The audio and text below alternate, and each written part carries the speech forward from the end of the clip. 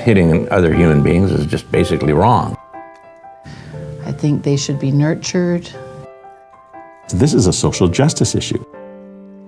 What are we talking about? We're talking about hitting children. There's this small group of people. They're from all kinds of different backgrounds. Mervyn has worked as part of the labor movement all of his career. Dawn is a former member of parliament. Kathy is a parenting expert, speaker, and author. Barbara is a former teacher and school principal. John is retired from the communications field. There are others too. Jane and Sherman and Deb, Linda, Stuart, and even Rafi. Yeah, that Rafi.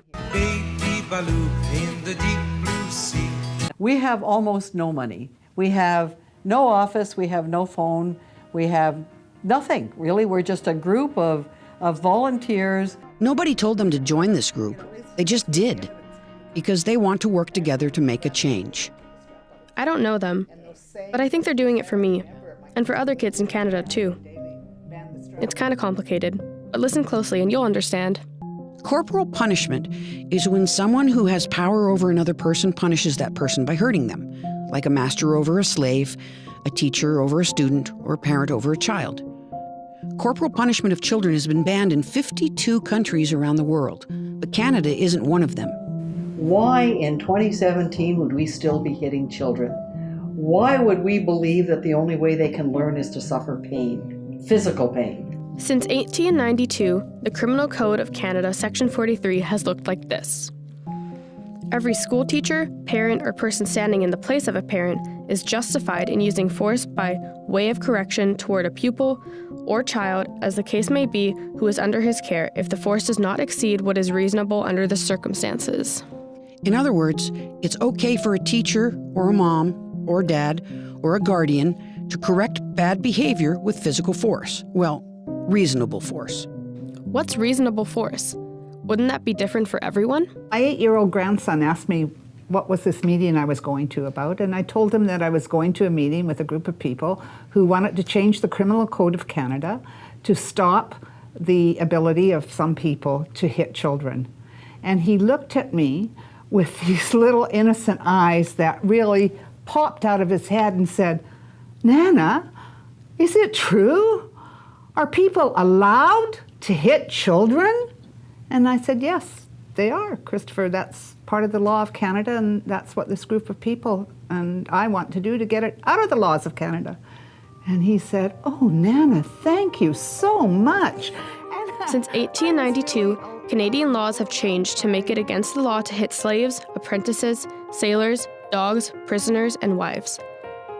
But this section, Section 43, saying that it's okay to hit children, has stayed.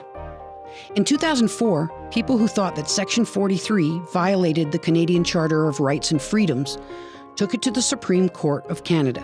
The Supreme Court didn't agree at the time, so Section 43 is still there. But they did add some stuff to it. Those lawyers decided it might help if they spelled out the ways it was okay to hit children.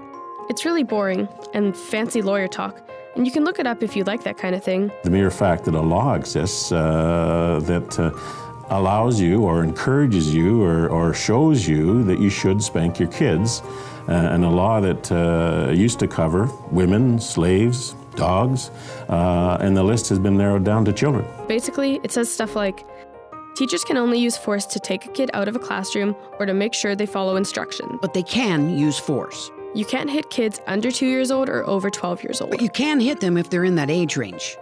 You can't hit disabled kids because they wouldn't really learn from it anyway. You can't hit kids with things, and you can't hit them on the head.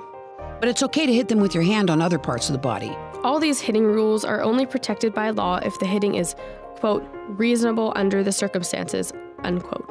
Okay, let me get this straight. You can't hit dogs. You can't hit your husband or wife. You can't hit someone who works for you. But you can hit your kids, as long as you follow those hitting rules, and as long as it's reasonable. I still don't understand how they can say what's reasonable or not. Violence against children should be against the law, not defined by it. You know what these people think? They think the whole thing is unreasonable. And that's why they got together. The group is called Corinne's Quest. It's named after a tough lady lawyer named Corinne Robertshaw. She worked for the federal government. She chaired the Badgley Commission, which was a very long study that looked into the death of children in Canada. And in doing that work, she realized that there were an awful lot of children who died at the hands of their parents. And cases, for example, of sudden infant death syndrome was found to actually be related to child abuse within the home. And so when she finished with the Badgley Commission, she decided that she would have a personal quest to try and get Section 43 repealed of the Criminal Code. And that work went into high gear when she retired, and she pulled together a committee. She decided to get people together to fight for the repeal of Section 43. That means to get rid of it. When she died in 2013, the group carried on her quest, so it's called Corinne's Quest. She was such a thoughtful and a dynamic leader of the cause to abolish Section 43 of the Criminal Code. It's an emotional issue. People get defensive when you start talking about spanking. They feel strongly one way or the other. They feel like their parenting skills are being questioned. I wasn't sure I wanted to get involved because, first of all, I didn't see this as an issue because when I was raised and when I raised our own kids, we spanked them, and I was spanked when I was raised. And I didn't necessarily see it as a bad thing. My mother waited for my dad to get home to do it. My dad said, "I can't do it because I'm afraid I'll hurt you." So I never got spanked. I got the strap when I was 7 years old, when I was in grade 2.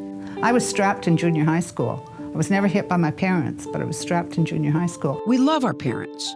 We love our children. It's hard being a mom or dad, like really hard. None of us are saying that children don't need to be disciplined. My God, we all know that, that's part of your role as a parent. Well, these people in Corinne's Quest really want to talk about other, better ways to discipline children, other than using physical force. I know in my mind and in my heart that causing physical pain to these children is not helpful. And really, I want to talk to these parents about how I know you're doing the best job you can, but it can be better. And it can be better by figuring out ways to help your children learn how to behave properly without having to suffer pain. But the whole point is that as long as Section 43 is there, it blocks those conversations.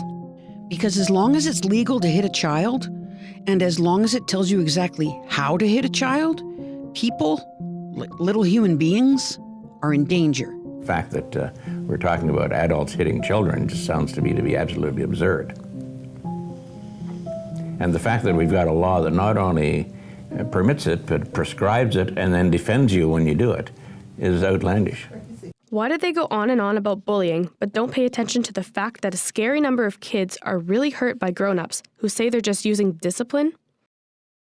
We should talk about all the other ways besides hitting that are okay to discipline kids.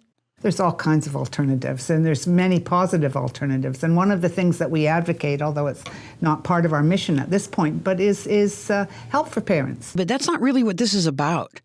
This is about the law. I think that we should change the law. When the law is changed, then we can have all kinds of dialogues about how to be a good parent. Because the law doesn't allow us at this point in time, I believe, to really have that kind of a dialogue. Yeah, they know there are lots of conversations to be had about okay ways to discipline kids, but Corinne's Quest isn't judging anyone or anything, but the law. Those countries you see going by are all the countries that have already abolished corporal punishment.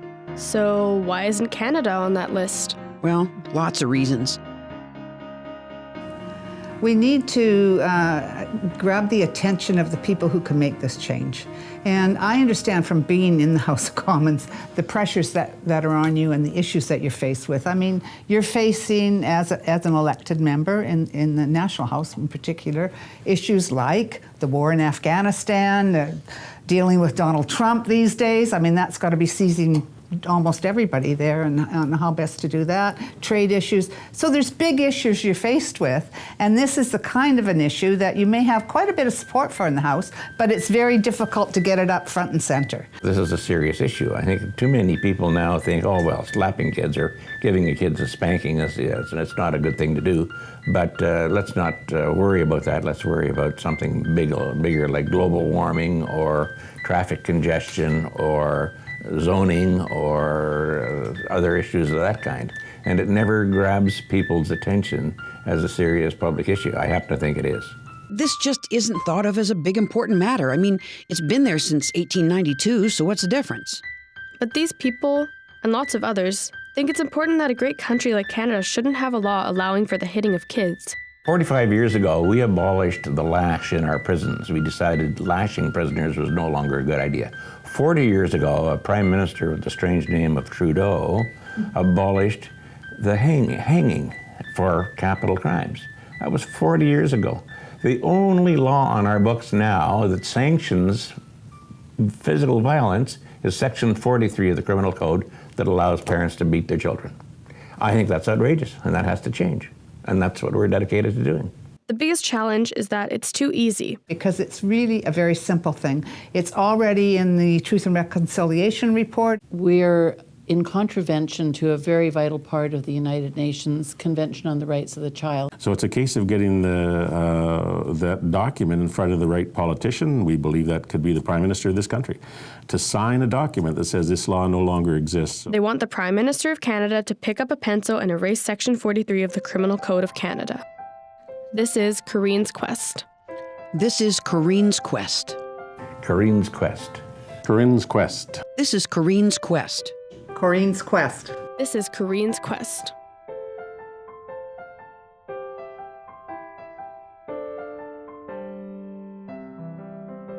I want to tell you that we're a very small band of people who care passionately about the future of our country, and we really care about the kids of this country who are the future of the country.